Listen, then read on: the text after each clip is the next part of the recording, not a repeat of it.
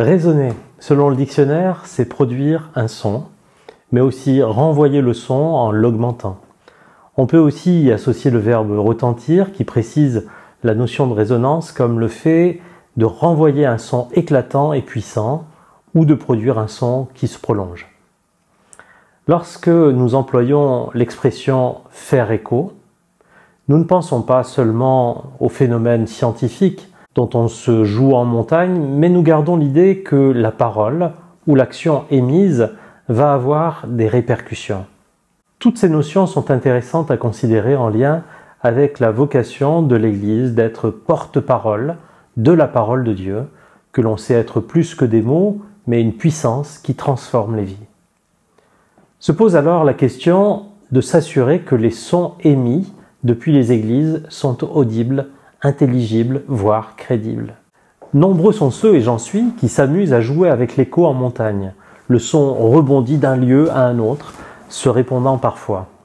Si le mot ou la phrase sont mal articulés au départ, il y a alors peu de chances que l'écho soit compréhensible. Il ressemble plutôt à un babillage inaudible. En choisissant comme thème, pour l'année 2019, une église qui résonne dans la cité, la Fédération baptiste veut encourager ses communautés membres à faire écho de la bonne nouvelle de Jésus-Christ dans tous les lieux et de tous les endroits où elles sont implantées. Et ce, de manière à ce que l'écho soit fidèle à l'original et suffisamment bien exprimé au départ pour être clairement reçu. Dans sa première lettre aux Corinthiens, l'apôtre Paul met en garde ses lecteurs contre l'émission de paroles et de gestes sans l'amour que Dieu a su manifester en Jésus. Il écrit au chapitre 13, les versets 1 à 3, « Quand je parlerai en langue, celle des hommes et celle des anges, s'il me manque l'amour, je suis un métal qui résonne, une cymbale retentissante.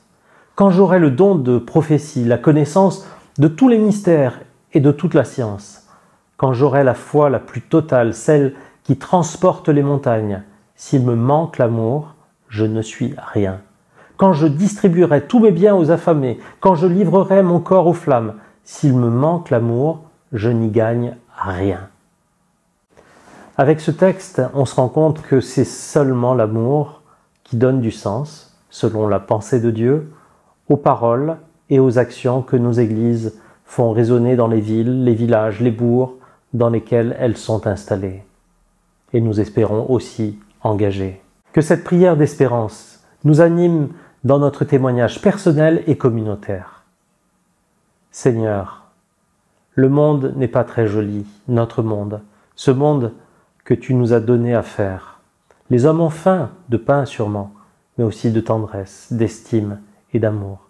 Les hommes meurent parce qu'ils n'ont pas de raison de vivre. Les hommes meurent faute d'espérance. Ce n'est pas de l'or et de l'argent qu'ils attendent de nous, mais ils veulent que nous leur disions qui ils sont, d'où ils viennent, pourquoi ils vivent et où ils vont. Ils veulent entendre de nous que leur vie est utile, que toute vie vaut la peine d'être vécue. Seigneur, je voudrais dire à tout homme, au paralysé, à l'humilié, au boiteux, au meurtri, au nom de Jésus-Christ, recommence à vivre, à croire, à espérer.